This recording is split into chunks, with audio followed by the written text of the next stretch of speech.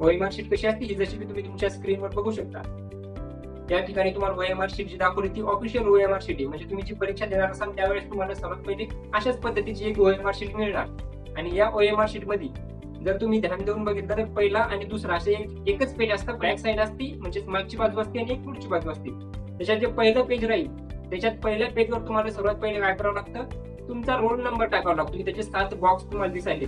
या 7 बॉक्स मध्ये तुम्हाला तुमचा जो रोल नंबर असेल तुमच्या ऍडमिट कार्डवर तो रोल नंबर या ठिकाणी भरावा लागतो या 7 बॉक्स मध्ये. त्याच्यात तुम्हाला एकतर ब्ल्यू किंवा ब्लॅक म्हणजे काळा किंवा निळा हे 2 पेन तुम्ही वापरू शकता. 2 म्हणजे फक्त या दोन्हीपैकी एक. अशी गलती कधीच करायची नाही की अर्ध्याचे गोल केले ते निळ्या पेनने केले आणि अर्ध्याचे गोल पूर्ण केले ते काळ्या पेनने केले. जो पण पेन तुम्ही वापरता ते सुरुवातीपासून शेवटपर्यंत एकच पेन असला पाहिजे. आणि तो कोणता तर एकतर निळा किंवा मग काळा, लाल किंवा दुसऱ्या कलरचा पेन या ठिकाणी तुम्ही वापरू शकत नाही.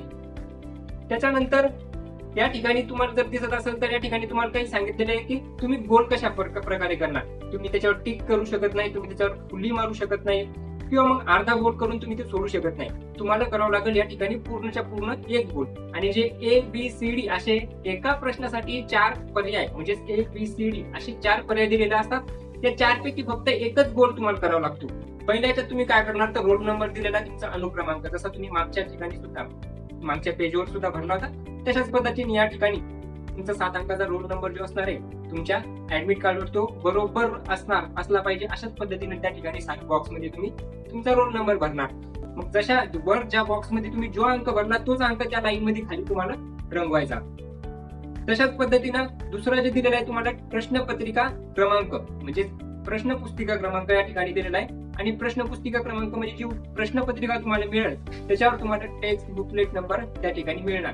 आणि तो बुकलेट नंबर सुद्धा तुम्हाला या ठिकाणी जसा तुम्ही रोल नंबर भरला होता त्याच पद्धतीनं तो बुकलेट नंबर सुद्धा तुम्हाला त्या बॉक्स मध्ये भरायचा. आणि त्याच पद्धतीनं जशा जे अंक वर तुम्ही त्या बॉक्स मध्ये भरले असतील तेच अंक तुम्ही खाली रंगवणार.